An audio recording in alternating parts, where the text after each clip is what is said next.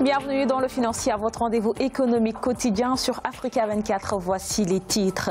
L'économie ougandaise devrait connaître une croissance de 6,3% au cours de l'exercice 2018-2019, une aubaine pour le pays sous la pression d'une dette publique élevée.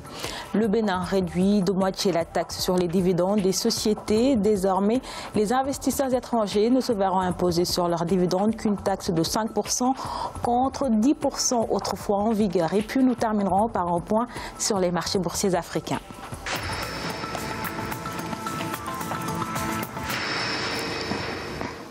Bonne prévision de croissance pour l'Ouganda. Le Fonds monétaire international annonce une croissance de 6,3% contre 5,8% à la fin du premier semestre 2019. Le pays qui prévoit d'exploiter ses gisements pétroliers en 2022 devrait atteindre un taux de croissance d'environ 7% dans les prochaines années. Une aubaine pour l'Ouganda sous la pression d'une dette publique élevée. Les précisions de Aïssatou Bari. Selon le Fonds monétaire international, l'économie ougandaise affiche de bonnes performances.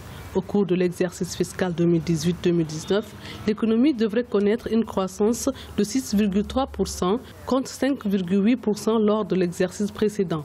Une croissance portée principalement par le secteur de la construction et les activités manufacturières. Les crédits au secteur privé se sont améliorés, aidés par une politique monétaire favorable. La croissance devrait atteindre 6,3% sur la période 2018-2020, alors que les secteurs de la fabrication, de la construction et des services continuent à se développer. En 2018, l'agriculture était le secteur qui avait le moins contribué à la croissance économique du pays.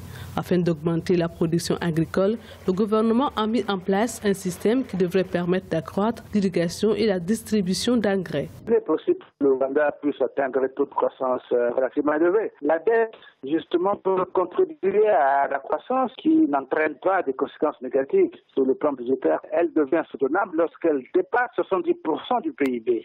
L'Ouganda n'a pas encore atteint cette forte proportion. C'est pourquoi, avec une dette extérieure, il est possible qu'il atteigne des taux de croissance qui sont relativement élevés. La découverte de gisements pétroliers dans l'ouest du pays, dont l'exploitation est prévue d'ici 2022, va permettre à l'Ouganda d'éponger ses dettes qui sont estimées à plus de 50% du produit intérieur brut.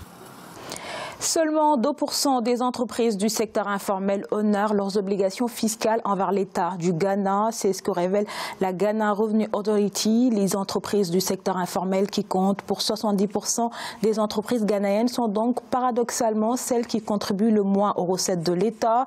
Selon les chiffres annoncés par GhanaWeb, sur 6 millions attendus, seulement 1,5 million de contribuables sont honorés leurs obligations fiscales envers l'État. Parmi ceux-ci, seuls 200 000 provenaient du secteur informel. À noter que pour l'année 2019, la GRA a annoncé vouloir mobiliser près d'1 milliard de dollars de recettes fiscales. L'État béninois va réduire de moitié la taxe sur les dividendes des sociétés dès 2019. 5%, c'est la charge qui leur sera désormais imposée. Une mesure qui, selon les autorités, vise à stimuler les investissements dans le pays. Les précisions de Cheikh Omar Bandaogo. Désormais, les investisseurs étrangers au Bénin ne se verront imposer sur leurs dividendes qu'une taxe de 5% contre 10% autrefois en vigueur. Selon le directeur général des impôts Nicolas Yenoussi, cette mesure qui entrera en vigueur cette année vise à encourager les investisseurs étrangers à investir dans les entreprises locales. Cette mesure paraît pour nous ni plus ni moins comme une mesure d'évasion fiscale en République du Bénin. L'autorité qui a pris donc cette disposition est sous la coupole d'une autre autorité qui est et demeure toujours opérateur économique. Le directeur général des impôts précise que le taux d'imposition pourrait être encore plus avantageux en cas d'existence d'un accord de double imposition entre le pays d'un investisseur et le Bénin. Défiscaliser à la longue ou réduire de moitié la fiscalité au niveau donc des grosses entreprises paraît pour nous une mesure inopportune aujourd'hui en République du Bénin, car au même moment, les entreprises également qui exercent dans l'informel sont pénalisées. Les personnes physiques également sont pénalisées en République du Bénin parce qu'il y a une forte pression fiscale aujourd'hui que l'État exerce sur ces messieurs-là. À noter que ces mesures interviennent dans le cadre d'une restructuration globale de l'économie nationale. Déjà, en fin janvier, le ministre de l'économie et des finances avait publié une décision décision portant suppression de la déclaration d'existence des entreprises nouvellement créées au centre des impôts. La coopération entre l'Éthiopie et Djibouti se porte bien. Les deux pays ont signé ce samedi un accord pour lancer la construction d'un gazoduc reliant les deux États. Il va permettre d'amener le gaz naturel éthiopien jusqu'à un terminal d'exportation djiboutien aux abords de la mer Rouge, alors que les premiers gisements de gaz éthiopiens ont été découverts dans le bassin de l'Ogaden au cours des années 1970. Cet accord signé s'ajoute à d'autres projets d'exploitation de gaz prévus en Tanzanie et au Mozambique.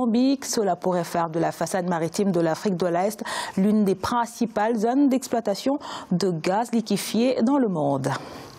L'épargne mobile, c'est le nouveau service lancé par la banque mobile Banksy en Algérie, la première dans le pays accessible via smartphone. Le produit devra permettre aux utilisateurs de gérer leurs comptes courants et épargne depuis l'application Banksy. Il propose deux formules, notamment Mon projet, qui consiste pour l'utilisateur de l'application à créer une épargne liée à un projet personnel et atteindre son objectif à la date fixée au préalable sans taux d'intérêt, et l'autre, une offre classique avec rémunération et un taux d'intérêt de 3,25% sans limite ou plafond de dépôt. On écoute à ce propos Julien Jolivet, directeur de l'exploitation retail de Natixis Algérie. Nous sommes aujourd'hui à 110 000 téléchargements de l'application Banksy. Cette bonne note sur les stores nous hisse au top 10 des téléchargements en Algérie. Ce bilan nous a permis de mesurer la première appétence de l'utilisateur pour ces techniques. C'est pourquoi nous continuons à développer de nouveaux services, à commencer par le compte épargne digital. Il est à présent l'heure de faire le point sur les marchés boursiers africains en Afrique australe et dans l'océan Indien. À la mi-journée, l'indice de Maurice perdait 0,35%, la bourse de Johannesburg gagnait 1,16%, la bourse de Nairobi chutait de 0,27% et la bourse de Gaborone était stable. Du côté de l'Afrique centrale et de l'Ouest, la BRBM d'Abidjan baissait de 0,05%, la bourse du Nigeria augmentait de 0,67% et la bourse du Ghana gagnait également 0,20%. En Afrique du Nord, enfin, l'indice marocain était en hausse de 0,33%. La bourse égyptienne gagnait 1,62% et la bourse de Tunis augmentait également de 0,45%. C'est la fin de cette édition du Financière. Merci de nous avoir suivis. On se retrouve bientôt pour un nouveau rendez-vous de l'économie sur Africa 24.